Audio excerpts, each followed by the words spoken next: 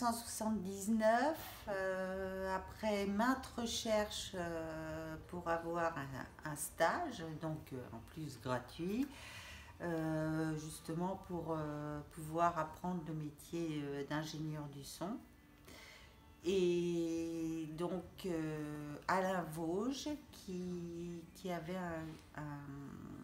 un studio qui s'appelait le Nouveau Studio à Vincennes, et anciennement ça s'appelait le Studio des Laitières.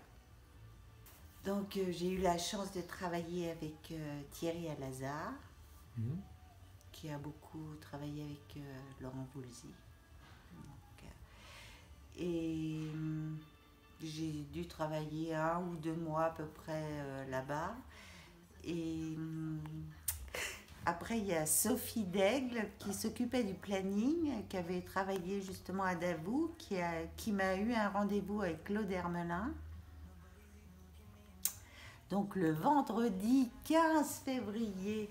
Et donc il n'était pas très chaud pour ça, parce que des femmes, il n'y en a pas, il n'y a, et ça va perturber les musiciens, tout ça. Et puis en fin de compte, bon, alors j'ai fait un pari avec lui, j'ai dit bah, on essaye et puis on verra bien. Et donc le lundi 18, donc c'est un des plus beaux jours de ma vie, ça. Donc j'ai commencé en plus bien les séances dans le studio C de Davout. Et c'était avec David McNeil. Et puis après j'ai enchaîné avec Souchon, Woolsey, enfin bon, et tellement d'autres. Je me suis pas ennuyée pendant plus d'1 an. Je travaillais tout le temps, tout le temps. Et donc au départ, j'étais l'assistante de l'assistant d'Hermelin, qui était un super assistant et qui m'a tout appris. Un tout petit peu plus d'1 an. Et, et donc après, qu'est-ce que j'ai fait? Après, j'ai fait un remplacement comme régisseur son au Folies Bergère. Et ensuite, pareil, au Théâtre National de Chaillot. Mais entre-temps,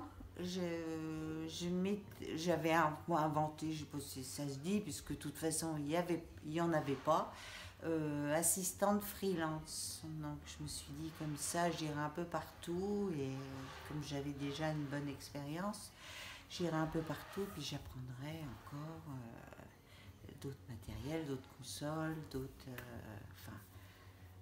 d'autres choses. Donc à Chaillot, j'étais donc freelance aussi. Ils voulaient me garder, mais moi je voulais faire du disque.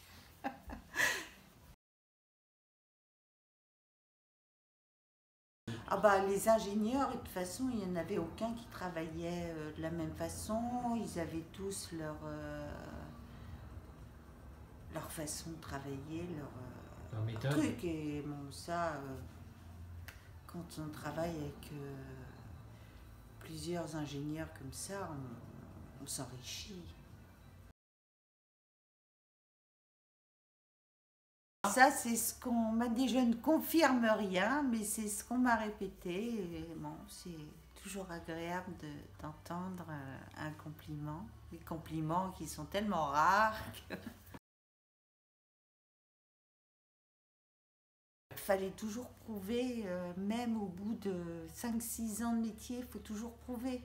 Prouver à quelqu'un qu'on ne connaît pas, qui travaille avec vous, enfin pas tous, hein, mais qui disent euh, ça m'est arrivé souvent, donc il faut faire un truc qui risque justement que d'autres ingénieurs m'ont appris, qu'il faut placer là parce que ça serait bien, et bon voilà, ça leur en fout plein la vue, puis après ils se taisent et on peut travailler tranquille. Il n'y en avait pas, Non. non, j'étais la seule. Voilà, donc une fois que j'ai quitté ça, on s'est mariés. Donc c'était la deuxième partie de ma vie. J'ai eu 2 enfants que j'ai élevés au jour le jour. Ça, c'est... On s'est dit pourquoi pas, alors qu'il voulait pas monter de studio. Il a toujours dit jamais. Bon, enfin bref. C'était Didier Lozaïque, à qui, pareil, je dois beaucoup, qui m'a beaucoup appris et surtout qui m'a donné confiance en moi. Parce que des fois, il me laissait toute seule derrière la console et j'étais obligée de me débrouiller. Et puis voilà. Et ça, c'est vraiment entre Bernard et lui, ils m'ont vraiment tout appris. Mm. Ils ont tous un truc, quoi. Ça, je suis incapable. On m'a posé la question il n'y a pas longtemps avec quel artiste a préféré travailler.